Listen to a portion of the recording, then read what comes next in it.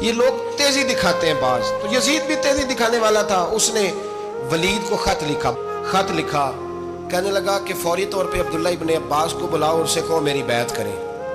یہ جو بیعت ہوتی تھی نا، یہ بھی سن لے کیا ہوتی تھی، یہ بیعت حلف ہوتا تھا، حلف کہ میں اللہ رسول کے نام پہ حلف دیتا ہوں کہ میں یزید کی اطاعت کروں گا، میں اس کے خلاف کوئی بغاوت نہیں کروں گا، کوئی یہ بیعت لوگ سمجھتے ہیں کہ بس ہاتھ پکڑنے کا نام بیعت تھا۔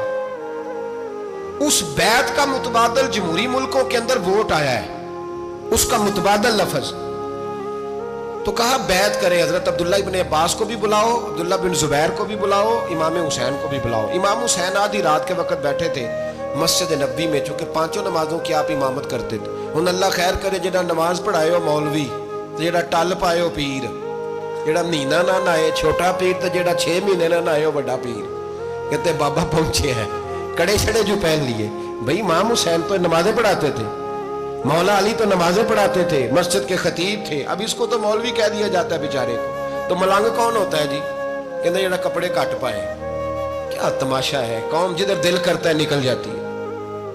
امام حسین نماز پڑھا کے عشاء کی بیٹھے تھے جناب عبداللہ بن زبیر۔ عبداللہ بن زبیر کون تھے؟ یہ نبی پاک صلی اللہ علیہ وسلم پھپھی کے پوتے تھے اور جناب صدیق اکبر کے نواسے تھے، حضرت عبداللہ بن زبیر، اور جناب زبیر بن عوام عشرہ مبشرہ صحابی ہیں، ان کے بیٹے تھے، بہت زیرک آدمی تھے، یہ بھی امام حسین کے پاس بیٹھے تھے۔ عبداللہ ابن عباس بھی تھے جو حضور کے چچا کے بیٹے ہیں، اس امت کے پہلے مفسر ہیں قرآن پاک۔ یہ لوگ بیٹھے تھے تو ولید نے ایک بندہ بھیجا، اس نے آ کے کہا جناب آپ کو گورنر صاحب نے بلایا ہے۔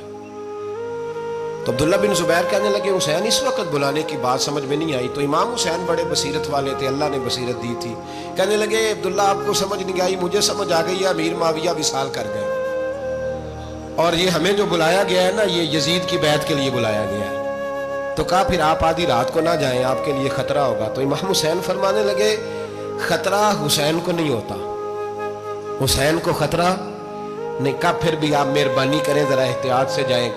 تو جناب عبداللہ ابن زبیر نے، عبداللہ ابن عباس نے 14 بندے نیزے دے کے، تلواریں دے کے امام حسین کے ساتھ بھیجے، اور کہا کہ امام حسین اگر اس نے کوئی غلط ملت بات کی نا، زبردستی بیعت کرنے کا کہا، تو آپ بس کوئی ایک بات اونچی آواز میں کر دینا، یہ سپاہی پیچھے آ جائیں گے۔ امام حسین ان 14 بندوں کو لے کے گورنر ہاؤس پہنچ گئے۔ جب آپ وہاں پہنچے، اس نے بتایا، اس نے کہا جی حضرت امیر معاویہ انتقال کر گئے اور آپ نے یزید کی بیعت کرنی ہے۔ تو امام حسین فرمانے لگے میں چھپ کے بیعت نہیں کروں گا، مجمع لگاؤ، جمعے والے دن اعلان کرو، جو طریقہ ہے حضرت ابوبکر صدیق کا، جو طریقہ ہے حضرت عمر فاروق کا، جو انداز حضرت عثمان غنی کا ہے، جو مولا علی کا ہے، سر عام اعلان کرو، اگر ساری دنیا یزید کی بیعت کرے گی تو میں بھی تیار ہوں۔ تم مجھ سے بیعت لے کے پھر لوگوں کو بتانا چاہتے ہو کہ حسین بیعت ہو کر رہے ہیں، تو تم کیوں نہیں کر رہے؟ میں عام آدمی نہیں ہوں، لہذا چھپ کے بیعت نہیں کرتا۔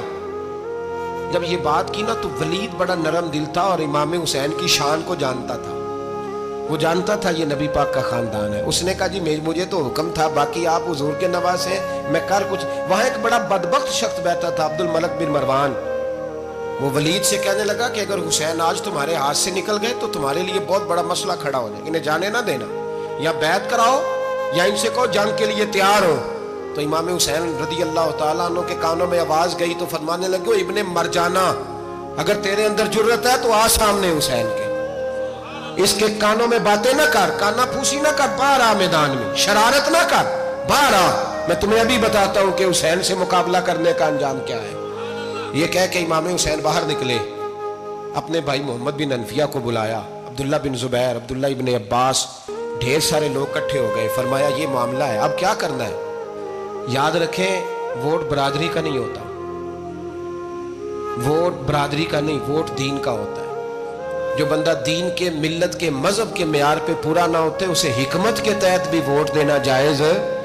ہاں یہ بات سچی ہے تو بہرحال سچی ہے، یہ یاد رکھ لے۔ ہمارے ووٹ سے کوئی ایم این اے، ایم پی اے جتنے ظلم کرے گا، ووٹ دینے والا اس کے ظلم میں شریک ہوگا، بالکل 100%، یہ لکھ لیں بات۔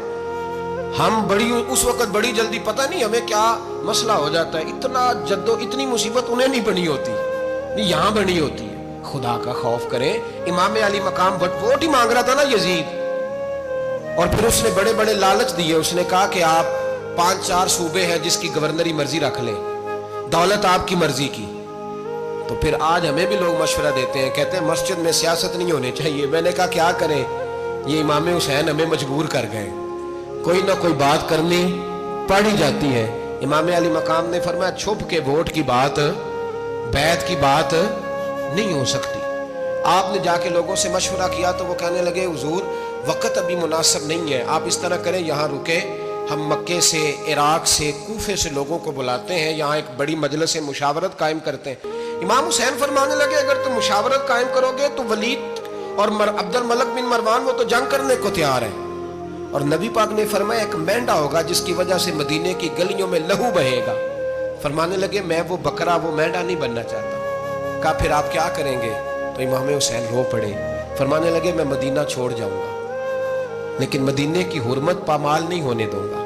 इमाम अली मकाम आधी रात के वक्त निकले। सैयदा फातिमा का दरवाजा एक उस दिन था जिस दिन हजरत मौला अली कूफे चले गए, और दोबारा आज ताला लगा जब इमाम हुसैन निकले।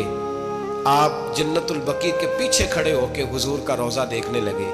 उस वक्त गुंबद तो नहीं होता था, रोजा देखने लगे। नाना तेरे करम के खजीने की खैर हो, मैं जा रहा हूँ तेरे मदीने की खैर हो। सारा खानदान ले गए, मक्के तशरीफ ले गए।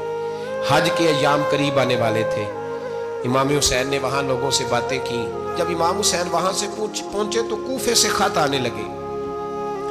कूफा हजरत अली का दारुल खिलाफा था, वहाँ आपके मुहिब्बीन, प्यार करने वाले ढेरों थे। उन्हें खत लिखे कि हुजूर आप चुप करके बैठे हुए हैं और हमारे ऊपर यजीद मुसल्लत हो गया है। आप अगर मैदान में नहीं निकलेंगे, आप नहीं आएंगे तो हम अल्लाह की बारगाह में शिकवा करेंगे कि कोई हमारी कमान करने को तैयार ही नहीं हुआ।